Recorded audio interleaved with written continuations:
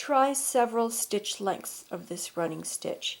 Here you can see it's a longer stitch, and here is a shorter stitch, and then next to that is shorter and shorter.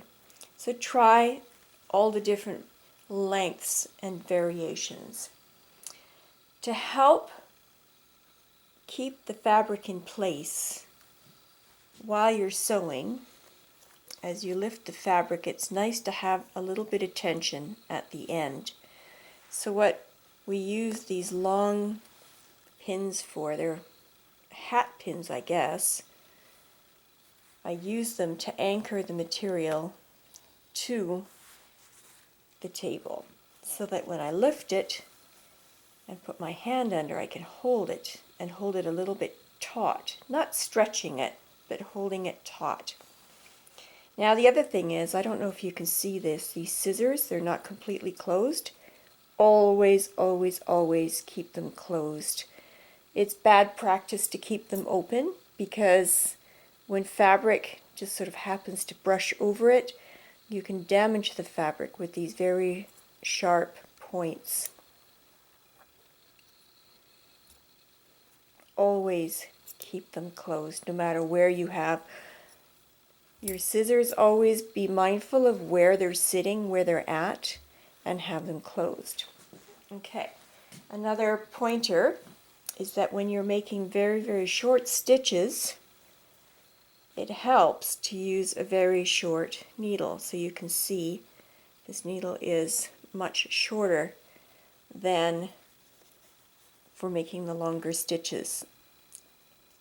It just helps to keep the needle out of the way and to gauge the next step. So as you're coming to the end of a stitching line, go back in just where you came out the last time or went in the last time and do one stitch, and it's called a back stitch. So that ends your sewing line. Leave a little bit of a tail and then cut it off.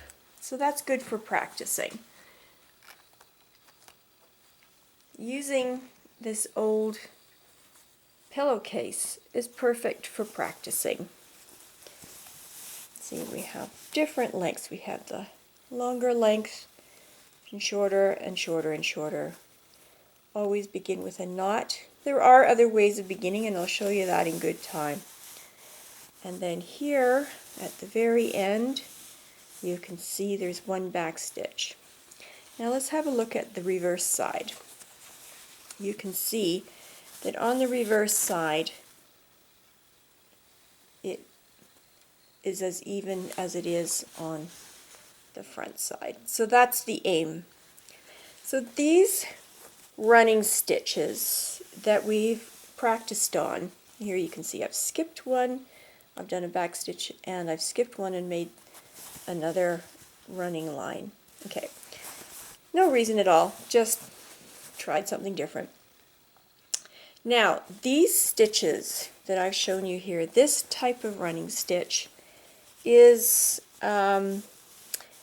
sometimes used as a permanent stitch, but not very often. It's usually used as a temporary stitch for holding two pieces of fabric together temporarily.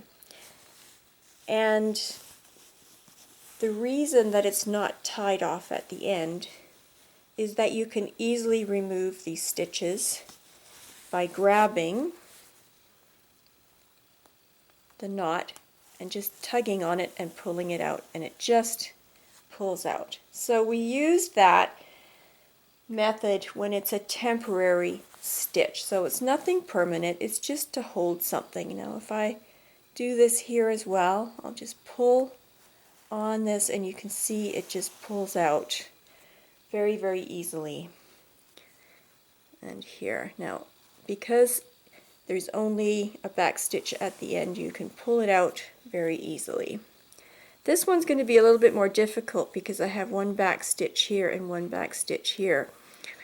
If it is a little bit more difficult, just remove it this way.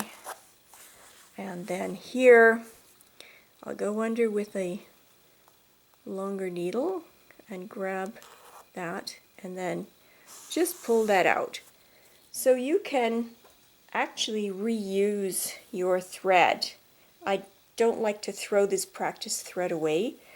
You can re-thread your needle, and you've already got the knot in there, and then you can continue your practice stitches over and over until you're happy with it.